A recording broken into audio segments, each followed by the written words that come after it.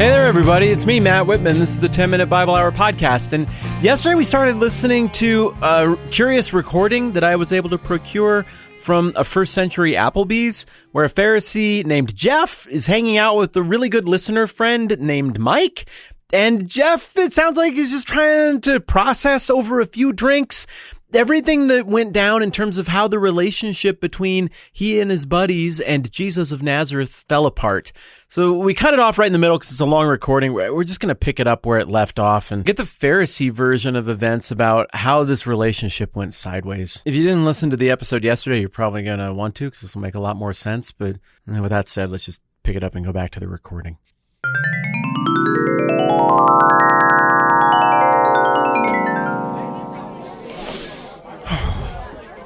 I'm good. I'm calm. I'm back. A little beverage helps cool things down. Mike, you are the best. Thank you so much for letting me get this off my chest. I think it's so important to process these things emotionally in the moment while they're fresh. And I'm not going to lie, Mike, this next part of the story is going to sound like it crosses some lines. But this is what happened. Jesus knew exactly what he was doing when he had his disciples eat food out of fields on the Sabbath when we were watching. He knows we're not going to like it, and of course we didn't like it. I'm calm, I'm good. And then, we set it up this way because we wanted to know what he would do, but we put a guy in front of him with a busted up hand, and then he healed the guy with the busted up hand on the Sabbath. He couldn't have done that the next day. Would it have killed him to wait a day? That guy's hand has been wrecked for years and years and years. I think he can live with one more day of having his hand messed up. No, we have to do it right now. Why? To make a point. To stick it to us, to drive that wedge even further. And I'm not going to lie, I was not one of them, but there may or may not have been some talk after that particular incident about maybe he's just gone too far, and maybe it would be better if something were to happen to him and he were no longer with us. Oh man, it's just gross. Like, he's just totally obsessed with us. Always thinking about how to stick it to us and how to make a point. He needs to get on with his life and think about something else. So anyways, after that, he went out into the wilderness and we followed him out there to see what he was going to do next. And sure enough, he starts doing the same stuff he was doing before, casting out demons. Well, how can someone who we can obviously tell is bad cast out demons, which are bad? The answer is because he's in league with the demons and these uneducated bumpkins can't see that. So he gives another speech and everybody thinks it's really good. And I admit he made some good points in this speech. And we were like, okay, read the room, Pharisee Jeff.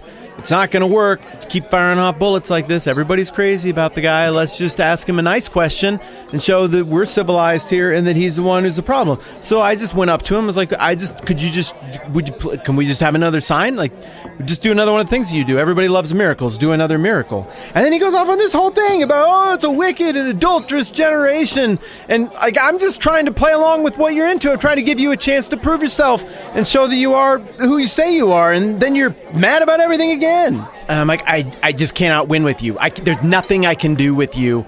I have to have a break. And so we wake up one morning, dude's gone out of town. Fine. We took the opportunity to go and get some downtime for ourselves. And I'm like, good. Finally. Because this isn't my job. It's not my responsibility to chase around some Galilean out in the wilderness watching every stupid thing he does so I can call it out and keep it in check so it doesn't spread like some kind of cancer and ruin everything. It's my job to go to work at the temple, to think about the law, to think about things that bring order and rightness to society. It is my job to serve people by giving them guidance and wisdom. And so, sue me if I'm a little bit grouchy about what this guy did to my schedule. Well, come to find out during this downtime that apparently Carl, back at the home office, isn't satisfied with my progress on the Jesus situation. So he and a couple other heavy hitters come all the way up from Jerusalem, and they're like, oh, we'll show you how to do this thing right. And this is totally off the record, Mike, and I know that I can trust you, but Carl is like 600% incompetent, and everybody at the office knows it. And say what you want about Jesus of Nazareth, but dude is good. He knows what he's doing.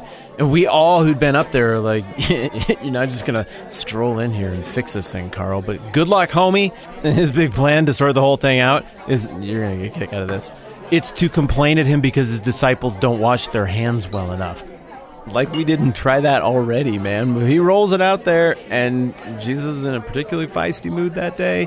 He starts quoting Isaiah and calling people hypocrites, and Carl's just standing there looking like an idiot deer in the headlights. And we're like, dude, I'm telling you, that is what happens. And after that day, it just seemed like we never had a chance up there again. It was super uncomfortable anywhere we went. And speaking of looking at us differently, it was right after that Jesus and his crew went off on another one of their little kumbaya spirit hikes up in the mountains or whatnot. But when they came back down from that, it was like they all looked at us differently. It was like after that, they just knew what we were planning to do. I think that's on Carl. I'm telling you, he is the worst. I mean, we tried a couple things when we did see him. We sent the guy that collects the temple tax to ask him if he was going to pay it, and then he just paid it. And we asked him some questions about divorce and remarriage, and he just came out looking stupid in front of everybody. I'm telling you, man, the tide had just turned. There was no winning up there. Falling back was the smartest thing to do. But what we didn't expect is that he was going to follow us to Jerusalem, which he did. And so in that respect, I kind of think what happened to him is sort of his own fault, because that's kind of jabbing the bear. Like, you're going to where we all work. I mean, up north you got a bunch of, leather farmers and people who, smash rocks together all day. You can dupe these people into following you with dumb parlor tricks, but Jerusalem is sophisticated. You're not just going to walk in there and have everybody fall all over you like they did up north. I don't know what outcome he was expecting when he came south, but I will not be made to feel guilty about it. He gets into Jerusalem on Passover week. I don't remember what day. It was early in the week, and the place is packed. And to his credit, he had more of a following there than I would have guessed. People were excited. They cheered and celebrated as he came into town. Rather than just riding the wave of goodwill and leaving things well enough alone, he goes to the temple and he wrecks everything. We heard about it, Mike. Why would you do that? Do you want people to like you? It's a stupid move. Stupid move. But I don't know, all of us kind of got a laugh out of it because the money-changing crowd is a little bit uppity. This is, there for a minute, the enemy of my enemy thing kicks in. But what I thought was going to happen didn't happen. People were fine with it. And they started coming to him, and he started doing the same kind of stuff that he was doing with his little traveling road show up north. And now this is happening in Jerusalem, and everybody's getting pretty excited about it. And people are starting to throw around the Son of David thing again. And I'm telling you, dude, if you were there, you could just see it in his eyes. He knows exactly what that means. He knows that is Messiah talk, and he knows he should shut it down, and he won't. He just lets them say it. So we give him a chance to walk it back, to make a public statement and get the thing under control. We go in front of everybody, no secrecy, and we're like, hey, the children are saying this about you. Could you please clarify those remarks and tell them to stop? And does he listen? No. Instead, he just quotes some Bible verse from Psalms at us. And Mike, this right here is the point where I am no longer apologizing for my part in this whole thing. If he wants to have this clown show way out in the sticks where it affects some farmers or something, you know what? Fine, you can be the king of the farmers. But if you come to Jerusalem, and pull those kind of stunts here, we're not going to tolerate that. Look, man, everybody agrees that we got to do something about that. So we have a meeting that night. And I mean, everybody's there. The Sadducees are there, the chief priests, the elders. Heck, we even had Herodians there. And we agree. If he shows up in the temple tomorrow, we're going to hit him with everything we've got, and we're going to humiliate this joker in front of everyone. Next day, dude, just like clockwork. He shows up, we send out Team 1, and we're like, hey, where do you get the authority to do this stuff? Perfectly reasonable question, right? And he responds with, well, I'll only answer your question if you answer my question. What about John's baptism? Does that come from heaven or from men? Well, that's whataboutism. What the heck are you even talking about right now? But even if it's a dumb argument, everybody's right there looking. So we kind of go off to the side for a minute. We're like, if we say that John's baptism is from heaven, then he's going to be like, why didn't you believe him? And if we say it's from men, then everybody's going to melt down and freak out right here because he's got him totally hoodwinked. So we just told him we didn't know. We totally did know. Those are dirty tricks. I mean, what the heck are you even supposed to do with that? And so he tells a couple of stories, and of course we come out looking like complete idiots in these stories. In front of everyone, mind you. And we're standing there and acting like we're respectfully listening, but the truth is, the ship is sailed. At this point, we just have to admit, these ideas are dangerous. These ideas are a threat to everything about our system of government and our way of life. And some ideas are simply too dangerous to let go unchecked. We need to get the guy arrested, which means we have to work with the local authorities, which none of us find to be a great option. But you got to do what you got to do at some point. And I say again, I'm not going to be made to feel guilty by critics for doing what has to be done for their own good. Do I sound unhinged to you? Because the way you're looking at me, it seems like you think that I'm unhinged. No, you don't have to say you're sorry. I'm sorry. I probably was reading your face wrong. Just the way you were looking at me. But I'm not the crazy one here. He is. Whatever. We followed through on all the things that we said we were going to do at our meeting. Some of my guys came up and asked a question about paying taxes to Caesar, and he totally ducked that, but everybody cheered and was thrilled with his answer. And then Daryl and Marv, the Sadducees, you met them at the Christmas party last year? Yeah, he's the tall one. Yeah, and Marv is the one who always brags about the crossfitting. Yes, those guys. They came up and they asked him this labyrinthine question about marriage and dying and who's going to be married to who in the end. I don't know, they were trying to bang their we don't like the idea of resurrection drum. It didn't play well with anyone. And then, God bless him, Glenn, you remember Glenn, the guy with the incredibly soft heart who always gives everybody the benefit of the doubt, who's been on the board since forevers. Well, he walks up and is like, you know what, maybe I'll just ask a nice question for a change. He's like, oh, which one's the greatest commandment? And Jesus is like, love your neighbor as yourself and love God with everything you got. And Glenn was like, oh, that's actually a pretty good answer. And we're like, thanks a lot, Glenn. That's super helpful. Okay, you can go now. So that didn't work. I still think it was a good plan. It's just flawed execution.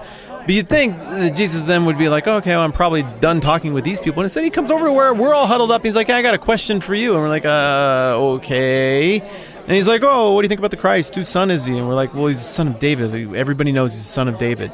And then he goes on to quote Psalm 110 at us, like the psalm that we always talk about. It's like our theme verse. And he tries to flip it around on us to be like, oh, if David calls the Christ Lord, how can it be his son?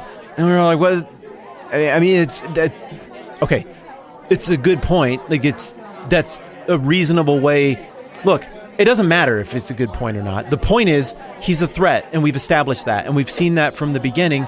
And at some point, it's just not a conversation anymore. We're not having fun. These words have consequences and implications, and somebody has to have the courage to do something to make it stop. People are going to start getting hurt because of these words, and that's where the boundaries of his freedom to go around and spout all this stuff is. And that's where it's at, man. Like, I didn't want it to come to this. I did not want to get to a place where the only solution is to put a guy to death for word crimes, but some word crimes rise to that level, and this is it. I see that look on your face, man. I'm not happy about it either. But if you had been there for the whole thing, you would be saying exactly the stuff that I'm saying right now. I'm sorry, bro. That was too much. My nerves are shot. Things are a little bit raw.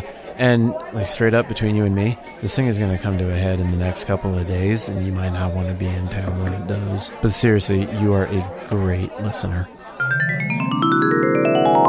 I'd like to make a blanket catch-all statement regarding pretty much all of the material from the last 2 episodes, and that is this. Paraphrase is mine. I'm Matt. This is the 10-Minute Bible Hour podcast. Let's do this again soon.